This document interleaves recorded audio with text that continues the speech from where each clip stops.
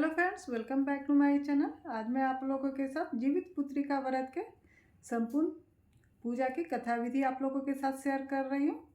Video पसंद आए तो उसे लाइक और शेयर करेंगे एवं हमें सपोर्ट करेंगे।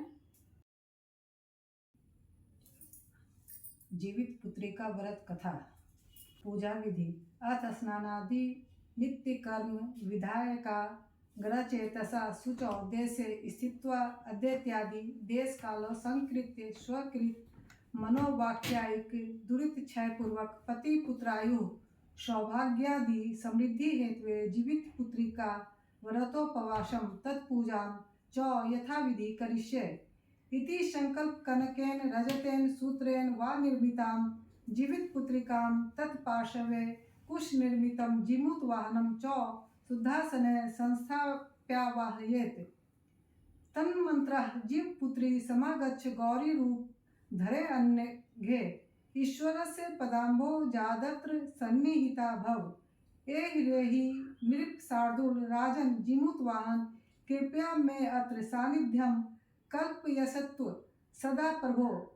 चिल्हि स्वस्थानतः शीघ्रं समागच्छात्र सुब्रते पूजार्थ कुरु सानिध्यं पतिपुत्रांश्च रक्ष मे। शिवे शिवकरे नित्यमागत्याश्च स्थिता भव। धन धान्ये सुतायुषीं वर्धयश्च सदा मम। सौम्य पुत्र प्रदानाय स्वामी जीवन हेतवे पूजयामि महाभागे चिल्हिके त्वां पुनः पुनः। रूप संपत्ति सौभाग्य वर्धनाय सदा मम। मध्यते मां प्रियां पूजां गृहानेव कृपां कुरु। इत्यावाहनं ततो जीवित पुत्रिका जीमूत वाहनो षोडशोपचारे संपूज्य नमस्कुर्यात्। तत्र मंत्रो जीवित पुत्री महाभागे जीवन्तु मम पुत्रकाः। आयुर्वर्धयं पुत्राणां पतिश्च मम सर्वदा। नमस्ते नृप शार्दूल राजन जीमूत वाहन पति पुत्र जनो उत्कर्ष वर्धयस्व जनेश्वर। इति नमस्कृत्यं श्रद्धांजलि कथाश्रवणं कुर्यात्। इति पूजा विधि समाप्त। जीवित पुत्रिका व्रत कथा। एक बार नैमिषारण्य के निवासी ऋषियों ने संसार के कल्याणार्थ सूत जी से पूछा, हे सूत, कराल कली काल में लोगों के बालक किस तरह दीर्घायु होंगे, सो कहिए। सूत जी बोले, जब द्वापर का अंत और कलयुग का आरंभ था, उसी समय बहुत सी शोकाकुल स्त्रियों ने आपस में सलाह की कि क्या इस कली में माता के जीवित रहते पुत्र मर जाएंगे। जब वे आपस में कुछ निर्णय नहीं कर सकी, तब गौतम जी के पास पूछने के लिए गई। जब उनके पास पहुंची तो उस समय गौतम जी आनंद के साथ बैठे थे। उनके सामने जाकर उन्होंने नतमस्तक झुककर प्रणाम किया। तदंतर स्त्रियों ने पूछा, हे प्रभु, इस कलयुग में लोगों के पुत्र किस तरह जीवित रहेंगे, इसके लिए कोई व्रत या तप हो तो कृपा करके बताइए। इस तरह उनकी बात सुनकर गौतम जी बोले, आपसे मैं वही बात कहूँगा जो मैंने पहले से सुन रखा है। गौतम जी ने कहा, जब महाभारत युद्ध का अंत हो गया और द्रोण पुत्र अश्वत्थामा के द्वारा अपने बेटों को मरा देखकर सब पांडव बड़े दुखी हुए, तो पुत्र के शोक से व्याकुल होकर द्रौपदी अपनी सखियों के साथ ब्राह्मण श्रेष्ठ धौम्य के पास गई और उसने धौम्य से कहा, हे विप्रेंद्र, कौन सा उपाय करने से बच्चे दीर्घायु हो सकते हैं।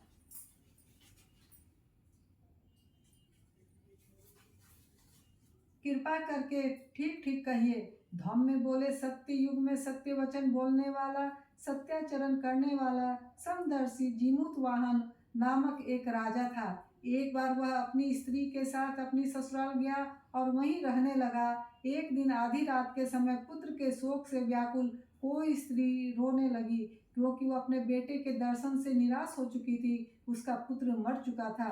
वह रोती हुई कहती थी, हाय, मुझ बूढ़ी माता के सामने मेरा बेटा मरा जा रहा है। उसका रुदन सुनकर राजा जीमूत वाहन का तो मानो हृदय विदीर्ण हो गया। वह तत्काल उस स्त्री के पास गया और उससे पूछा, तुम्हारा बेटा कैसे मरा है। बूढ़ी ने कहा, गरुड़ प्रतिदिन आकर गांव के लड़कों को खा जाता है। इस पर दयालु राजा ने कहा, माता, अब तुम रो मत, आनंद से बैठो, मैं तुम्हारे बच्चे को बचाने का यत्न करता हूँ। ऐसा कहकर राजा उस स्थान पर गया जहाँ गरुड़ आकर प्रतिदिन मांस खाया करता था। उसी समय गरुड़ भी उस पर टूट पड़ा और मांस खाने लगा। जब अतिशय तेजस्वी गरुड़ ने राजा का बायां अंग खा लिया तो झटपट राजा ने अपना दाहिना अंग फेर कर गरुड़ के सामने कर दिया। यह देखकर गरुड़ जी ने कहा, तुम कोई देवता हो? कौन हो तुम? मनुष्य तो नहीं जान पड़ते। अच्छा, अपना जन्म और कुल बताओ। पीड़ा से व्याकुल मन वाले राजा ने कहा, हे पक्षीराज, इस तरह के प्रश्न करना व्यर्थ है। तुम अपनी इच्छा भर मेरा मांस खाओ। यह सुनकर गरुड़ रुक गए और बड़े आदर से राजा के जन्म और कुल की बात पूछने लगे।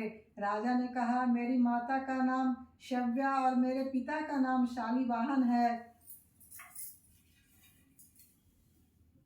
सूर्य वंश में मेरा जन्म हुआ है और जिमूत वाहन मेरा नाम है। राजा की दयालुता देखकर गरुड़ ने कहा, हे महाभाग, तुम्हारे मन में जो अभिलाषा हो वह वर मांगो। राजा ने कहा, हे पक्षीराज, यदि आप मुझे वर दे रहे हैं तो वर दीजिए कि आपने अब तक जिन प्राणियों को खाया है वे सब जीवित हो जाएं। हे स्वामी, अब से आप यहाँ बालक की को न खाएं और ऐसा कोई उपाय करें कि जहाँ जो उत्पन्न हो वे लोग बहुत दिनों तक जीवित रहें। धौम्य ने कहा कि पक्षीराज गरुड़ राजा को वरदान देकर स्वयं अमृत के लिए नागलोक चले गए।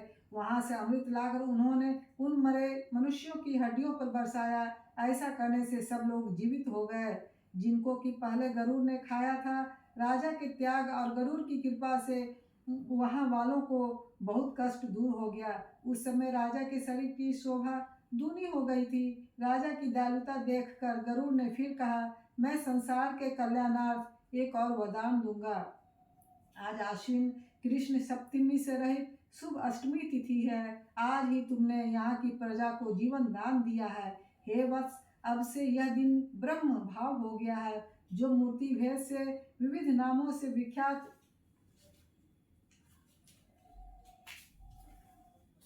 है, वही त्रैलोक्य से पूजित दुर्गा अमृत प्राप्त करने के अर्थ में जीवित पुत्रिका कहलाई है।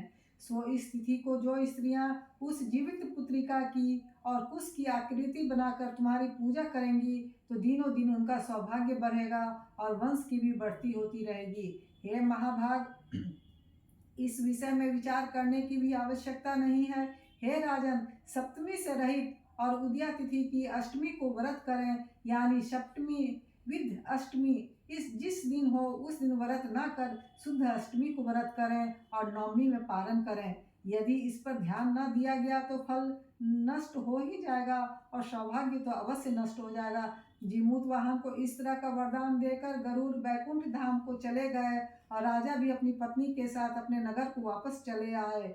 धौम्य द्रौपदी से कहते हैं, हे देवी, मैंने यह अतिशय दुर्लभ व्रत तुमको बताया है। इस व्रत को करने से बच्चे दीर्घायु होते हैं। हे देवी, तुम भी पूर्वोक्त विधि से यह व्रत और दुर्गा जी का पूजन करो तो तुम्हें अभिलषित फल प्राप्त होगा। मुनिराज धौम्य की बात सुनकर द्रौपदी के हृदय में एक प्रकार का कौतूहल उत्पन्न हुआ और पूर्वाश्नी स्त्रियों को बुलाकर उनके साथ यह उत्तम व्रत किया। गौतम ने कहा, यह व्रत और इसके प्रभाव को किसी एक चिल्ह ने सुन लिया और अपनी सखी सियारिन को बतलाया। इसके बाद पीपल वृक्ष की छाया पर बैठकर उस चिल्ह ने और उस वृक्ष के खोते में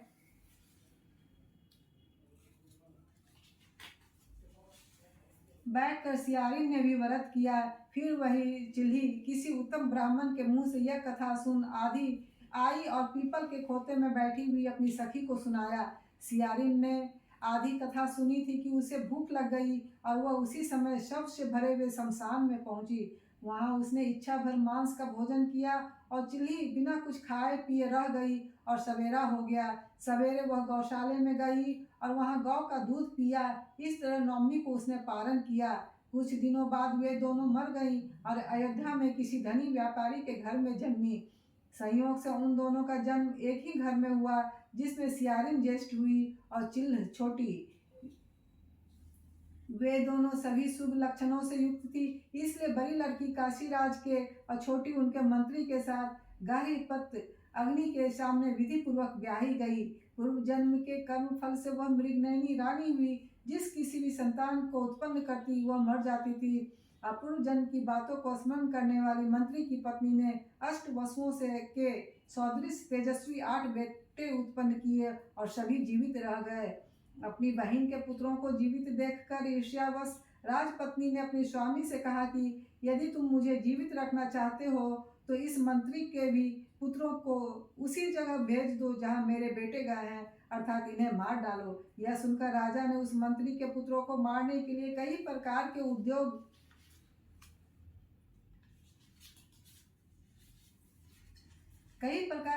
किए, पर मंत्री पत्नी ने जीवित पुत्रिका के पुण्य बल से बचा लिया।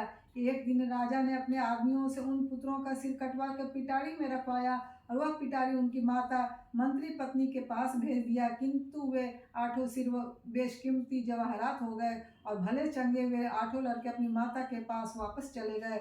उनको जीवित देखकर राजपत्नी को बड़ा विस्मय हुआ। अंत में वह मंत्री की पत्नी के पास आई और उसने पूछा, बहन, तुमने कौन सा ऐसा पुण्य किया है जिससे बार बार मारे जाने पर भी तुम्हारे बेटे नहीं मरते? इस पर मंत्री की पत्नी ने कहा, पूर्व जन्म में मैं चिल्ह थी और तुम शियारिन। हमने और तुमने साथ साथ जीवित पुत्रिका का व्रत किया था। तुमने व्रत के नियमों का भली भांति पालन नहीं किया था और मैंने किया था। इसी दोष से हे बहन, तुम्हारे बेटे नहीं जीते हैं। और राजरानी, अब भी तुम उस जीवित पुत्री का व्रत को करो तो तुम्हारे बेटे दीर्घायु होंगे। मैं तुमसे सच सच कह रही हूँ। उसके कथनानुसार रानी ने व्रत किया, तभी से उसके बेटे सुंदर और दीर्घायु होकर बड़े बड़े राजा हुए। सूत जी कहते हैं कि सब प्रकार का आनंद देने वाला मैंने यह दिव्य व्रत बतलाया। स्त्रियां चिरंजीवी संतान चाहती हों तो विधि पूर्वक व्रत करें। इति श्री जीवित पुत्री का व्रत कथा समाप्ता।